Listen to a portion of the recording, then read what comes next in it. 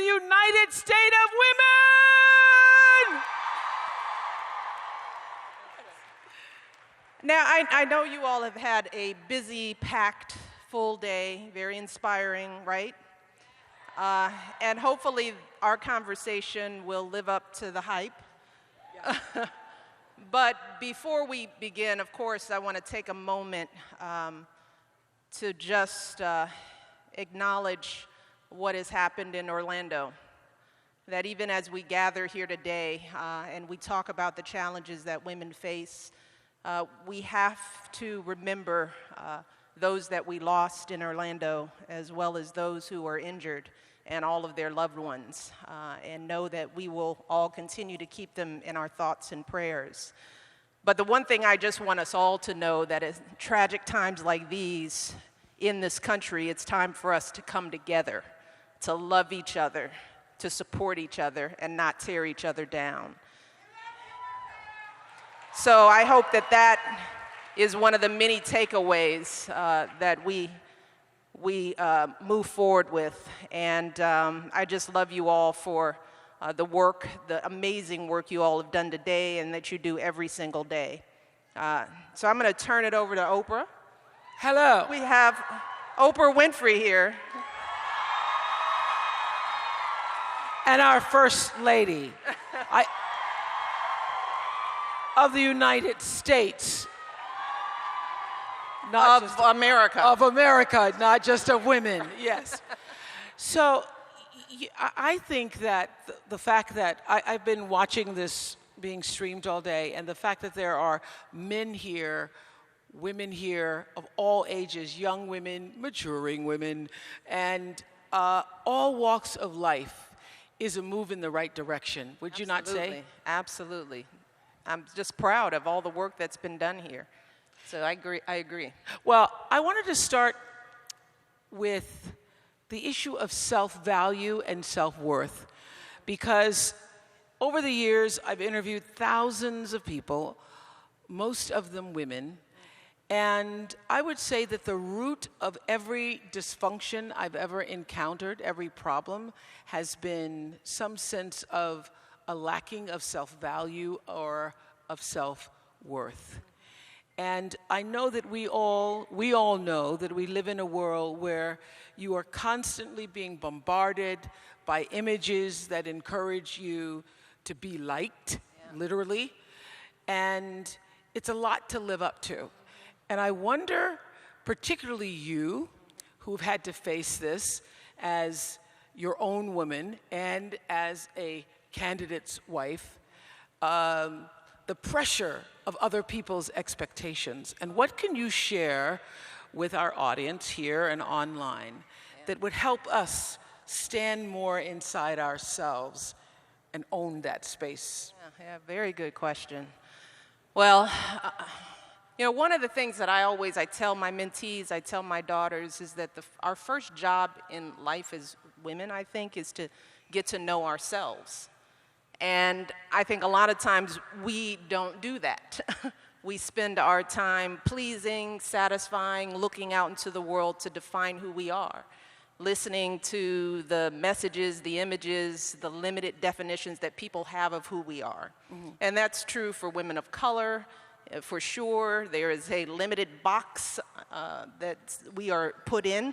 Yeah. And if we live by that limited definition, we miss out on a lot of who we are. But it takes taking the time to know who you are to be able to deal with the onslaught of negative messages that you're bound to get. So for me, I came into this with a pretty clear sense of myself. And some of that comes with age, some of that comes with experience, some of that comes from being fortunate enough to have been raised by a loving mother, strong, focused, and a father who loved me dearly. So I fortunately came into this situation with a really clear sense of who I was. So when you hear the smack talking from outside the world, it's easy to sort of brush that off because I know who I am. You know. But when you came in, there were the world's expectations. There were other expectations. What did you really expect? You know, it's interesting. I really tried not to limit myself by expectations. Right, because I mean, nobody even in grows up thinking I'm going to be a first lady. Absolutely not. Yeah. You know, and as you all know, when Barack was talking about running, I was like, are you crazy? I mean, would you just like chill Yeah. out and do something else with your life? So I was working hard to try to get him to do the other thing. So whatever that was. So yeah, absolutely. It wasn't something that I could have planned for, could have expected for myself. But one of the things I knew, because people asked all throughout the campaign, what are your issues going to be? What are you going to be like as First Lady? And I said, I have to wait until I get there to figure out what that's going to feel like for me. Right? I specifically did not read other First Ladies' books because I didn't want to be influenced by how they define the role. I knew that I would have to define this role very uniquely and specifically to me and who I was. So I came in thinking about who I wanted to be in this position and who I needed to be for my girls, first of all. So you remember, you know, Malia and Sasha were little itty bitties when we came into office. I mean, it still moves me to tears to think about the first day I put them in the car with their Secret Service agents to go to their first day of school. And I saw them leaving, and I thought, what on earth am I doing to these babies? So I knew right then and there my first job was to make sure they were going to be whole and normal and cared for in the midst of all this craziness. And then I started to understand that if I was going to protect them, I had to, number one, protect myself and protect my time. So I knew going into this role that I didn't want to waste any time, that any time I spent away from my kids, and I actually took this on even before I became First Lady. Even as a lawyer, as a vice president at a hospital, one of the things I realized is that if you do not take control over your time and your life, other people will gobble it up. If you don't prioritize yourself, you constantly start falling lower and lower on your list. Your kids fall lower and lower on your list. So by the time you got here, you knew how to do that. I knew how to do that. I think that's one of the number one issues with women. You know, I never, in all my years of interviewing, have ever heard a man say, you know, I just don't have the time. I just don't. I don't find a way to balance. You know why? Because they don't have to balance anything. Yes, yes. Sorry. You know, and I hope that that is changing, but so many men don't have to do it all. So how did you figure it out? You know, I've read the story, I'm sure many of you have heard the story of early on, you were going to a job interview and you took Sasha with you to interview. Oh, yeah. We never heard, did you get that job? I did. Well, okay. I did. I was the vice president of community outreach for the University of Chicago Hospital. And I got that job because I didn't compromise. Because before working at that job, I was working as an associate dean. I had Malia. Barack was in the U.S. Senate. So I was basically, you know, mothering part-time on my own. I had a full-time job, so I tried part-time. I've talked about this before. I tried part-time because I thought I have to figure this out. I have to be able to pick the kids up. I've got to be able to do all this. So tried part-time. So only thing I found out from part-time was that you just get paid part-time. Because I was still doing a full-time job. I was just cramming it all into the few hours that I was there and driving myself crazy. So I had vowed that if I continued to work, that I would never settle for part-time. I knew what my time and energy was worth. So when I went into the president's office to interview for that job, I thought, I have a little baby. I don't have babysitting. So here we go. We're all going to go in to see the president because this is who I am. Yeah. And I said, and if I take this job, I need flexibility and I need full pay. So if you want me to leave my baby and my kids, then you're going to have to pay me because I'm going to do the job. That was never a question. You know, I could deliver, but I knew then I wasn't going to sell myself short, and I had the leverage at the time to make that decision. Well, that comes from a sense of, and you said you arrived here knowing who you were. I think that is the journey that is the journey. And there is a question from Farm Fresh Gal. Farm Fresh Gal. She must have her own garden. I hope. Like we do. Yes.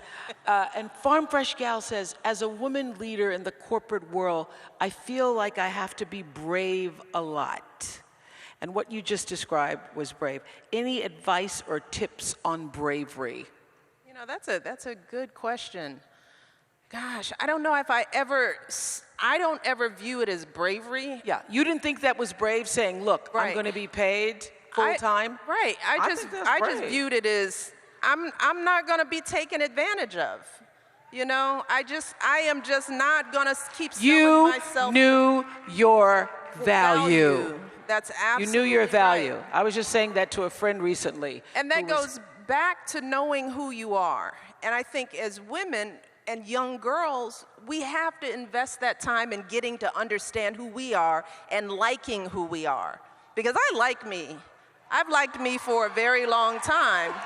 So for a long time, I've had a very good relationship with myself. I know. And we all like ourselves Yeah. in here, but you gotta work to get to that place. And if you're going out into the world as a professional and you don't know who you are, you don't know what you want, you don't know how much you're worth, then you have to be brave. And then you have to, you have to count on the kindness and goodness of others to bestow that goodness on you when you should be working to get it on your own because you deserve it. Because you know your own value. Know your own value, absolutely. Okay, so when you're saying, I know who I am, and I'm telling you, it's the thread that runs through everything. It's the thing that allows you to stand in your own truth. And one of the things for years that Maya Angelou used to say to me is, baby, you need to know that you alone are enough. You alone are enough. So how do we get there? You were there, you've loved yourself a long time. What is that process? Yeah, I think it's different for everyone. And I can't say that I've loved myself for a long time, but there was a journey to get there. And some of it starts as a young girl when you confront your first bully, the first time somebody calls you out your name, as we would say. The first disappointments and failures that you have, how do you deal with that? What support systems do you set up for yourself? I always tell young girls, surround yourself with goodness. I learned early on how to, get the haters out of my life, You got to just sort of surround yourself with people who uplift you, who hold you up. And for whatever reason, well, I was lucky I had people like that. I had parents who held me up. Yeah. I had a father I think people who have good valued parents me. are, Right. they come into the world with a strength, yes, and an advantage. And Yes. that was an advantage. But if you don't have that parent, that mother, that father, then you got to find it. You got to find those people because they're out there. I tell my mentees there is somebody out there who loves you and who is waiting to love you, and you just have to find them, and that means you have to make room for them. And if you're surrounded by a bunch of low-life folks who aren't supporting you, then there is no room for the people who do love you. You mentioned a moment ago the haters. How do you handle the haters, particularly in this office where haters have to be handled politically correctly and with discretion? And I know so many people are faced with it. We know this about social media. People say just the meanest things, and you're faced in your life with people who can tear you down a lot, the haters. Well, when it comes to Hateration. social media, there are just times I turn off the world. There are just some times you have to give yourself space to be quiet, which means you got to set those phones down. You can't be reading all that stuff. I mean, that's like letting somebody just walk up and slap you, You would never do that. You would never just sit there and go, slap me in the face, and I'm good with it. No, so why would you open yourself up to that? So that's one thing with social media, and I don't read that stuff. I learned that early in the campaign. I couldn't keep reading stuff about my husband and what people thought, because I knew who he was, I knew what was going on in our home, in our lives, so I didn't need to read about it from somebody else. But the other thing that I have found, particularly in this job, that people won't remember what other people say about you, but they will remember what you do. So my strategy, and I've always been like this, when a teacher would come and tell me that I couldn't do something, I would get so much satisfaction proving them wrong. I'd be like, okay, all right. Oh, you don't think I'm going to do X, Y, and Z? Well, I'm going to be the best X, Y, Z you can imagine. So when it came to this role, I just said, you know, let me just be First Lady. Let me wake up every day and work hard to do something of value and to do it well and to do something consequential and to do something that I care about, and then let that speak for itself. And that would shut up the haters, because I would have a whole portfolio of stuff that defined me because it's what I did, not what you called me. So the best revenge is success. Success, yeah. And good work. Yeah. You don't have to say anything to the haters. Yeah. You don't have to acknowledge them at all. You just wake up every morning and be the best you can be, and that tends to shut them up. You know, I've always thought too that the best success comes when you can actually shift your paradigm to service, and obviously you are in a position of public service. Was it a conscious, intentional decision to sort of sit still, be with this place, and then allow your passion to fuel your interest, allow your passion to lead you to all the things you've been able to do with international girls' education, with health and wellness? Was that's a conscious, intentional decision? Absolutely. Yeah. Because in this world, particularly when you're in public service, you're First Lady, the President, and you're interacting with the world, you know, people can smell inauthenticity, you know? They know when you are not what you appear to be. And that was always something that I said in this role, that I want people to know me, know Michelle Robinson Obama, not the First Lady, but in every interaction I have had with anybody who's had some connection with me, I have tried to be authentically myself. And in order to do that, I learned that I have to do things that I authentically care about. Because if I fundamentally deep down have a belief in the cause and it moves me, then I'm going to be excited about it. That excitement is going to be conveyed to the Right. people that I'm trying to reach. It's not going to be a heavy lift. You know, that's why people say, how can you speak in front of all these people and do this every day? Look, I get energy from people, and not everybody in politics, in public service, are people. Barack and I really do.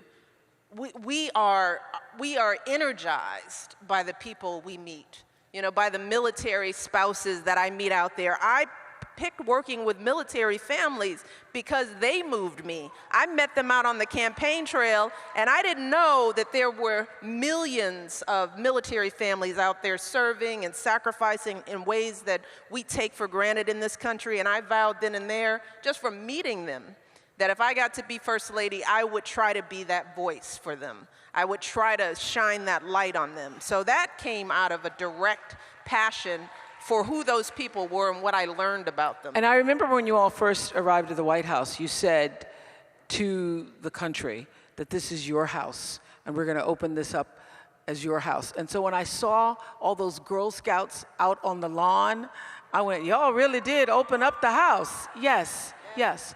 That's been some of the most fulfilling things we've been able to do in the White House.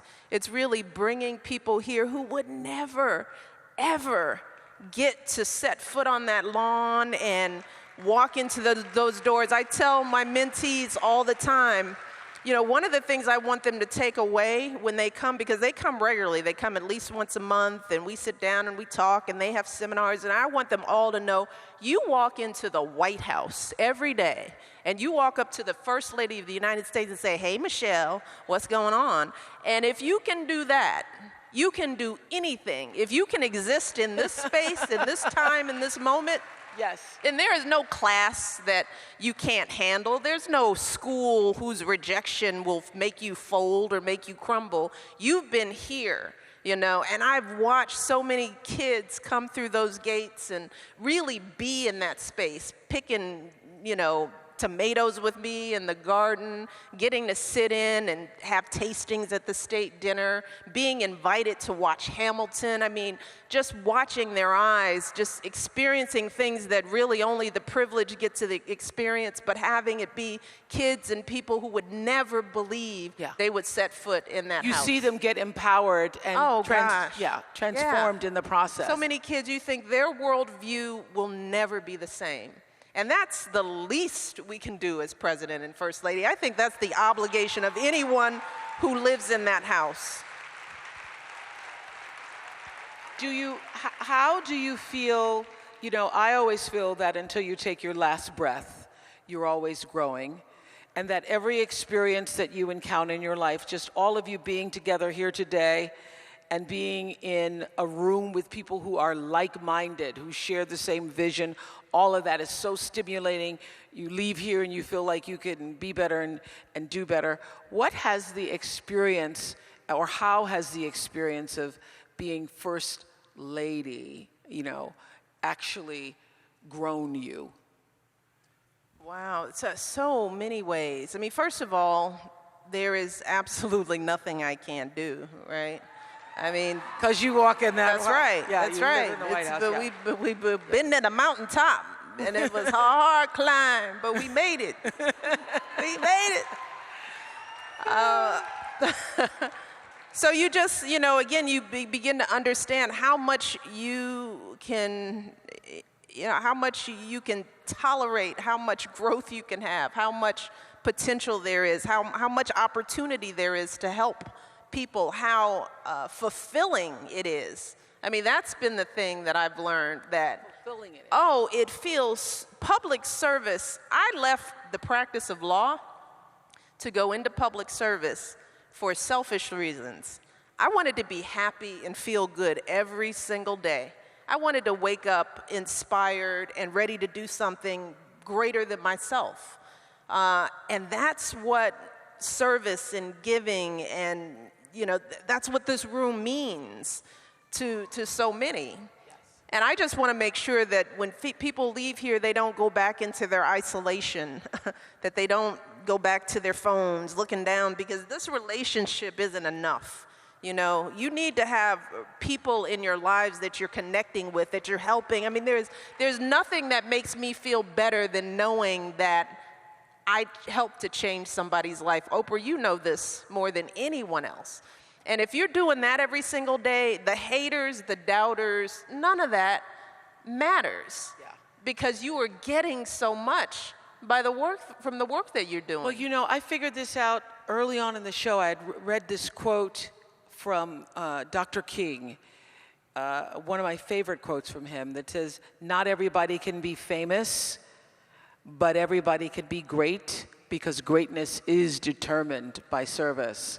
And I literally shifted, I used that quote to help me shift the way I saw the platform of television. Instead of like, oh, I'm on TV, how do I use that platform as a platform of service is, Amen. Is what I did, yeah. Yeah, we know, and you did that pretty well, too.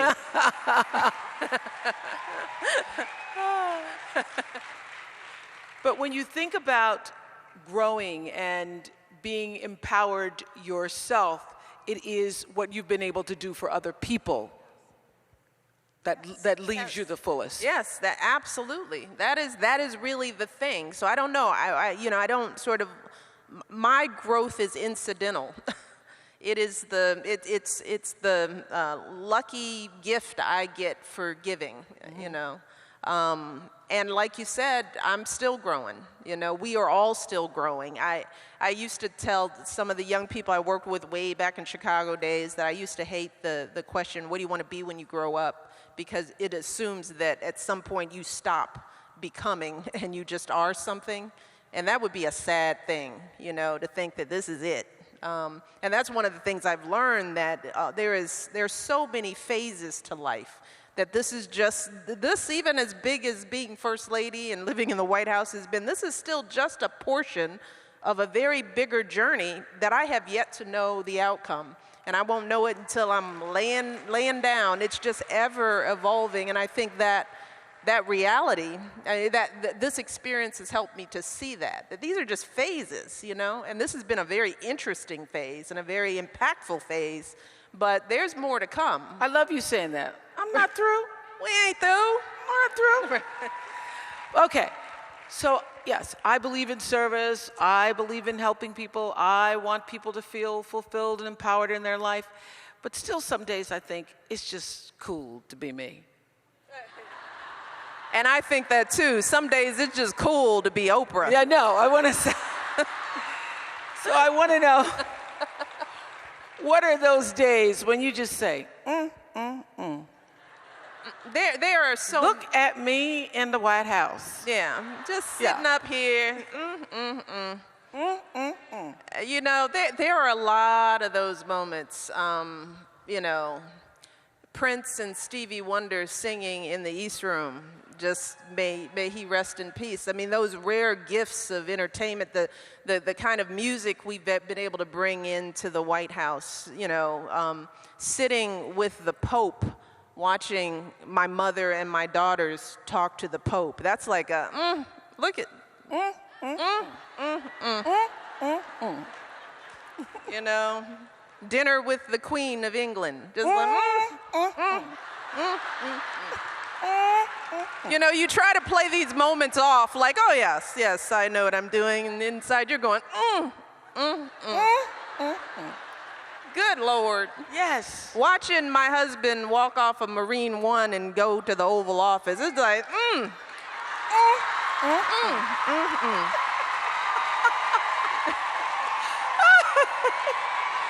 and you know he's got that walk, right? I know. Like, He's got the swag. Did he always have that swag, or has he gotten swaggier? No, he was very swagalicious throughout. You know, look, I told people this from the very start when I started running. Barack Obama, who is exactly who he says he is, we both are. That's what I've been trying to tell people. And no surprises. We're telling you who we are, and no tricks up our sleeves. We're regular folks. We care about people. We care about family. We want to do well. We want to make our country proud. We don't want to waste our talents just making money for ourselves. Barack Obama hasn't changed, you know, not as a person, because he is an authentic man who came in, and he's going to leave that same person. So it's not the office that changes you. It's just, it amplifies who you are. I think I said that at the last convention. Being president doesn't change who you are. It reveals who you are. And that's something that we should all remember. This is a United States of women. There are a lot of cool men out here. I love the president. Let's give it up for the brothers. There's a lot of cool men out here. For the men out here. I love the president's speech saying you're looking at a feminist. What can men do leaving here? Be better.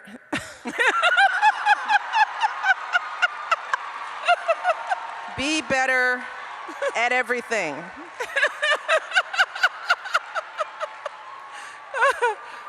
Be better fathers. Good Lord, just being good fathers who love your daughters and are providing a solid example of what it means to be a good man in the world and showing them what it feels like to be loved. That is the greatest gift that the men in my life gave to me, and we've talked about this. Yes. The fact that I've never experienced abuse at the hands of any man in my life, and that's sad to say that that's a rare reality. So men can be better at that. Men can be better husbands, you know, which is be a part of your family's life. Do the dishes, you know. Don't babysit your children. You don't babysit your own children. Be engaged. Don't just think going to work and coming home makes you a man. Being a father, being engaged, all that stuff is important. Be a better employer.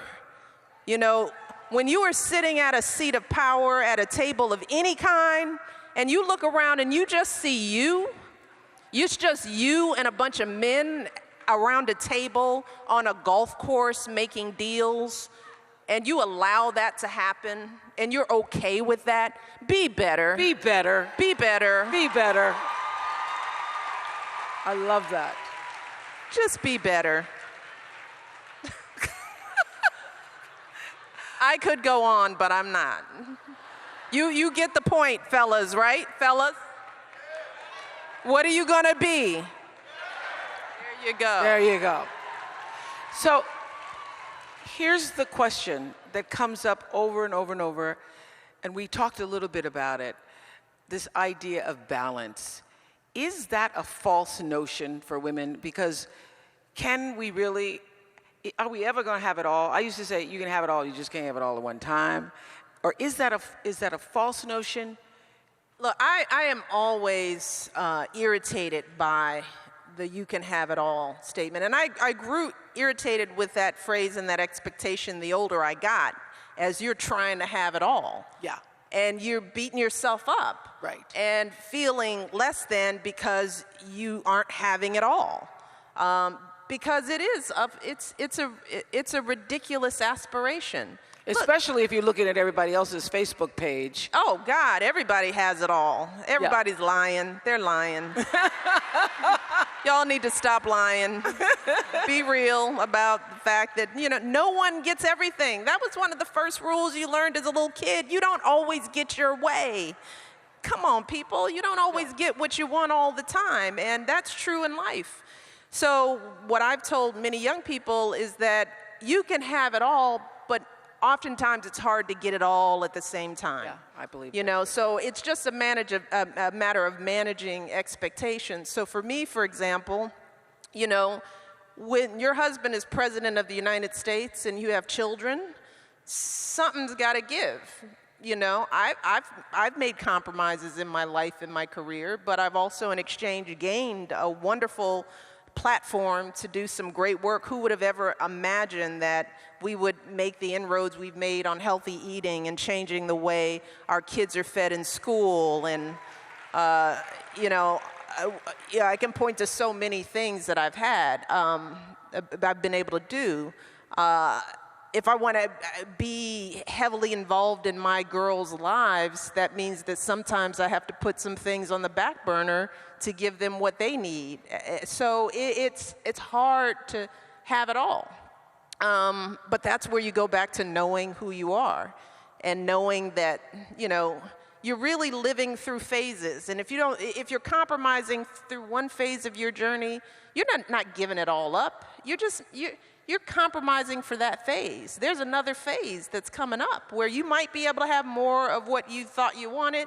You get to know yourself a little bit more. So no, I don't want young women out there to have the expectation that if they're not having it all, that somehow they're failing. Life is hard, but life is long. If you maintain your health, which is one of the reasons why we talk about health, talk about taking care of yourself, because you want to get to the next phases in life where you can do more of what you want to do at any given time. You want to be wherever you are right now, and just like you say, I'm not through. Mm-hmm. No. You're not through. Not through. So 5,000 women and men in this room, thousands and thousands of others streaming us online. Hey, everybody streaming. What is the one thing? Because I think it's really easy when you come to a conference like this and you get so inspired and you see Marley and Michaela, those young women, and you see Billie Jean King and Gloria Steinem and Sandra Rhimes and it's amazing, Harry Washington. You see all these women and you're just like, I just want to be more of a woman. And you're going to be overstimulated. What is the one thing you want us to leave here with? What is the one charge or one offering What do you want to say? It's hard to think of one thing. Okay, a couple. But the work always continues. I mean, and by that I just mean we're never done. We can never be complacent and think that we've arrived now as women. And because I hear this from young women, some of you young women who aren't feeling the pains that many of our predecessors have felt. You think, well, there aren't any problems. Women's rights, we got this all figured out. I'm already equal. I'm good. I'm just like, oh, just you wait. You'll feel it. So the work continues. And for all the young women in this room, all the young men, we can never be complacent, because we have seen in recent times how quickly things can be taken away if we aren't vigilant, if we don't know our history, if we don't continue the work. So my hope is that people leave here inspired and ready to do something. Again, remember, it's not what people say about you, it's what you do. So the question is, what are you going to do? How are you going to be better? What are you going to change in your office, in your life, in your relationships? What are you going to change in your family dynamic? And how are you going to empower yourself with the knowledge that you need to know what work needs to be done? We can't afford to be ignorant. We can't afford to be complacent. So we have to continue the work. Yeah, I think that's powerful, because the question that you just offered to us is, what did this mean, and what can I do with what I have received from all of the stimulation, all of this energy? What can I do? That's the question. You were talking about the next phase. I heard you say that when you all are done, we saw your new house. We're neither confirming or denying. Okay. Which okay.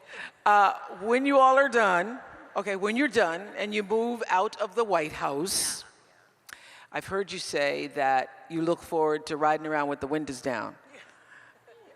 Well, you're still going to be Michelle Obama. Yeah. I know. And we're going to know who you are. And it won't matter how many baseball caps you put on. We're going to say, hey, Michelle. Hey, Michelle. I get that. I see. Yeah. So what is the one thing that you think you really want to do? And can we go shopping? Yeah, girl, let's go shopping. Let's go shopping. You and me, that will be a scene.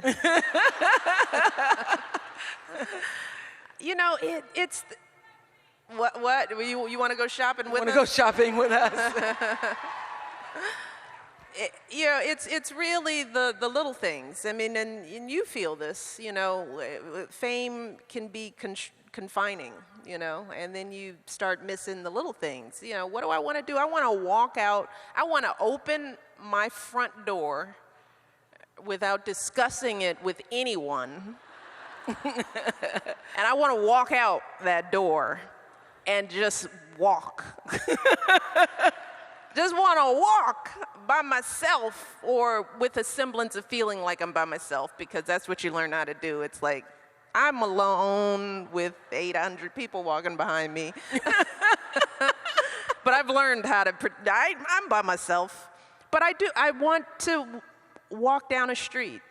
I want to sit in a yard that is not a national park.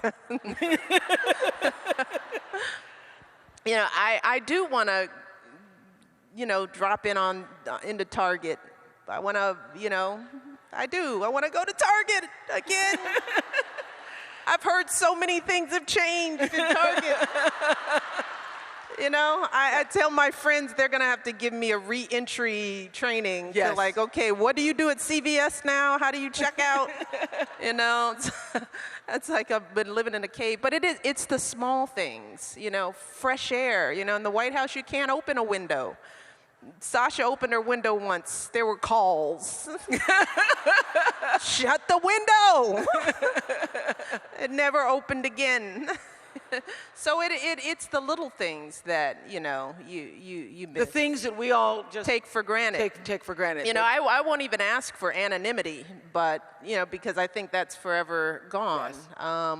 But one of the things that I've learned is that if you just flow into a pattern of life with people, they give you space to come in. That's happened at my kids' school and the places where I go and work out. You know, once people get used to the fact that you're going to be there, It's the first lady. then it's sort of like it's over. It's like you do it a few times, it's like it's the first lady, you know. So I hope to find a way to seamlessly work my way into a normal life. And it's going to take time, but I'm going to slowly. It's going to happen. And we're going to go shopping.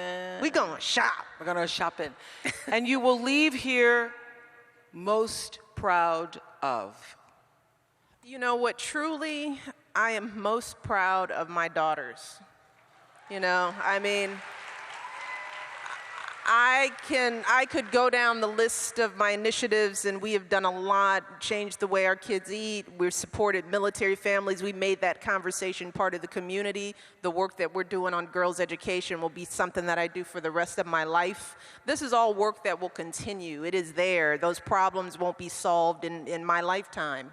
But raising two girls, like I said at the beginning, when I sent them off in the car that first day, and they were so little, and the bulletproof glass was so thick, you know, I thought, oh my God, I just want them to grow up feeling a sense, knowing that they're loved by us, feeling confident, feeling a sense of normalcy, feeling a sense of obligation to do something outside of themselves, just being good people. And we just, you know, went to Malia's high school graduation, and we're watching Sasha move her way through high school, and I am very proud of those two and how they've managed this situation and how they have continued to be themselves, regular little girls just trying to figure it out. And I'm as all mothers do, you breathe that sigh of relief that you didn't mess up your kids. And every day I cross my fingers and hope that I'm doing right by them, and I'm providing them with a good foundation so that they can be great people. So, Thank you. And I just want to say, the way you've handled this office, the way you carry yourself, have presented yourself to the United States of America and the women of the United States of America and men of the United States of America reminds me of a line that Maya used to say. It's actually in the beginning of one of her books. She says, "You make me proud to spell my name, W-O-M-A-N, Michelle Obama." And I would like to add to that,